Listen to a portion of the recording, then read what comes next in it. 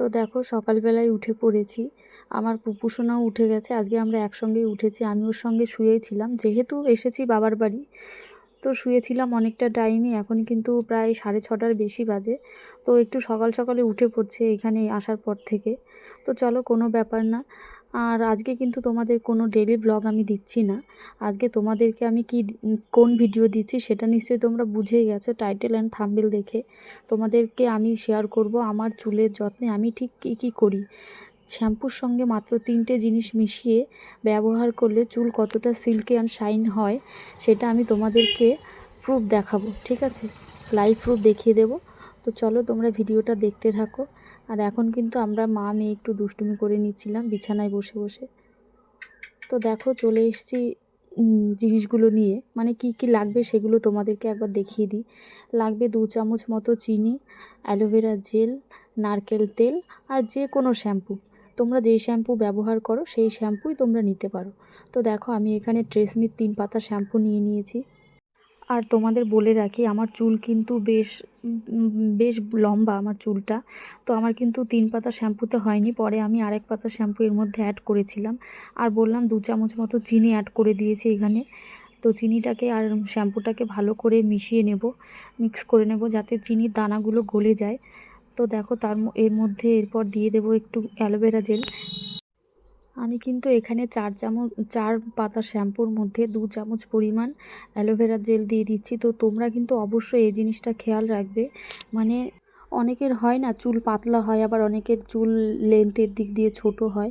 তো তারা এই জিনিসগুলো একটুখানি মেনটেন করে নেবে। যাদের 2 পাতা শ্যাম্পুতে হয়ে যায় তারা 1 চামচ পরিমাণ অ্যালোভেরা জেল এর মধ্যে মিশিয়ে নেবে, আর 1 চামচ মতন চিনি মিশিয়ে নেবে। তো এই পরিমাণটা নিজেদেরকে বুঝে নিতে হবে।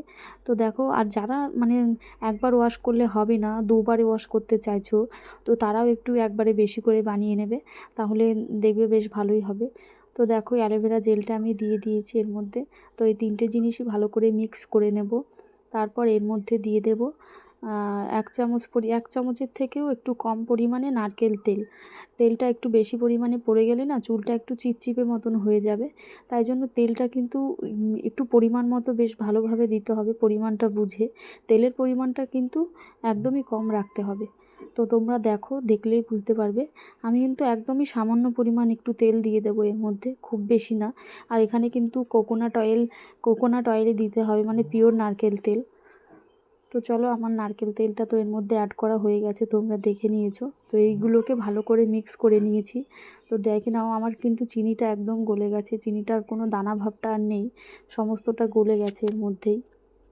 তো এটা কিন্তু আমার রেডি হয়ে গেছে। দেখো পুরোটা ক্রিমি একটা ভাব চলে এসছে, দেখতে একদম পুরো একটা ক্রিমের মতন লাগছে। তো চলো তারপর দেখো দ্বিতীয় স্টেপ, মানে একটা ঘরোয়া হেয়ার সিরাম আমরা বানাবো। তো সেই সিরামটা বানানোর জন্য একটা বাটি আর একটা চামচ নিয়ে নিয়েছি আলাদা করে। তো বাটিটার মধ্যে 1 চামচ পরিমাণ অ্যালোভেরা জেল দিয়ে দিয়েছি।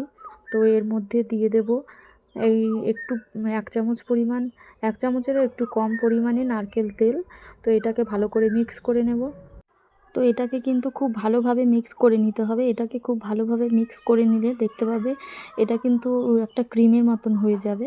তো ক্রিমের মতো হয়ে যাওয়ার পর এর মধ্যে কিন্তু একটু বেশি পরিমাণে জল দিয়ে দিতে হবে।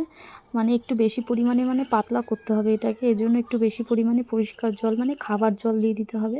তারপরে এটাকে ভালো করে মিক্স করে নিতে হবে। আর আমি দেখেছো তো অ্যালোভেরা জেলটা দিয়ে নারকেল তেলটা দিয়ে মিক্স করতে ভুলে গেছিলাম, যার জন্য তেলটা উপর দিয়ে ভেসে গেছে। তো তোমরা কিন্তু অ্যালোভেরা জেলটা আর নারকেল তেলটা দেওয়ার পর ভালোভাবে সেটাকে মিক্স করে তারপরে জলটা ঢালবে, তাহলে কিন্তু তেলটা আর ভেসে উঠবে না। তো দেখো আমার কিন্তু শ্যাম্পুটাও রেডি হয়ে গেছে আর সিরামটাও রেডি হয়ে গেছে। তো দেখতে পাচ্ছ, আগে শ্যাম্পুটা করে তারপরে সিরামটা লাগাতে হবে। তো কিভাবে কি লাগাতে হবে, কিভাবে কি ব্যবহার করতে হবে তোমাদেরকে আমি বলছি। তোমাদেরকে তো আর দেখাতে পারবো না, যেহেতু স্নানের ঘরে আমি নিয়ে যেতে পারবো না ফোনটা, তাই আমি তোমাদেরকে স্নান করে এসে সবটা শেয়ার করছি। কিভাবে কি, মানে কিভাবে শ্যাম্পুটা ইউজ করবে আর কিভাবে সিরামটা ইউজ করবে, সবটা তোমাদেরকে আমি স্নান সেরে এসে বলছি। তো চলো আমি স্নানটা করে আসি, তারপর তোমাদেরকে বলছি। তো দেখো আমার কিন্তু স্নান অলমোস্ট হয়ে গেছে, আর আমার চুলটা কিন্তু এখনও ভেজা আছে, পুরোপুরিভাবে শুকায়নি। তো তোমরা নিশ্চয়ই বুঝতে পারছো চুলটা কতটা সুন্দর লাগছে দেখতে, কতটা সুন্দর হয়ে গেছে। হাত দিলেই বুঝতে পারছি চুলটা এতটা সফট, এতটা ময়েশ্চারাইজ হয়ে গেছে। তো দেখতেই পাচ্ছ তোমরা, নিশ্চয়ই বুঝতে পারছো দেখে। তো এটা ব্যবহার করবে কি করে সেটাই তোমাদের বলি। নর্মালি আমরা যেরকম শ্যাম্পুটা ইউজ করি সেরকমই শ্যাম্পুটা ইউজ করতে হবে, কিন্তু শ্যাম্পুটা মাথায় দিয়ে সেটাকে 1 মিনিটের জন্য ছেড়ে দিতে হবে। চুলের মধ্যে ভালো করে মিশিয়ে নিয়ে 1 মিনিটের জন্য ভালো করে ছেড়ে দিতে হবে মিশিয়ে। তারপরে কিন্তু এরকম, তারপর ভালো করে চুলের জলটাকে চিপে নিয়ে মানে নিংড়ে ফেলে তারপর ওর মধ্যে ওই সিরামটা আমরা যেটা মানে তৈরি করলাম সেটাকে ভালো করে চুলের গোড়া থেকে একেবারে ডগা পর্যন্ত ভালো করে মাখিয়ে নিতে হবে। সেটা মাখিয়েও 1 মিনিট মতো রেখে দিতে হবে।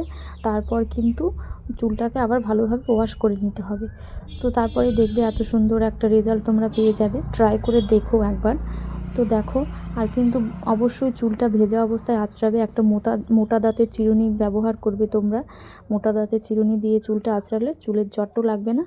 তো চলো, বাই বাই, টাটা। ভালো থেকো সবাই, সুস্থ থেকো। আর অবশ্যই এই টিপসটা একবার তোমরা করে দেখো, আশা করি সবার খুব ভালো লাগবে।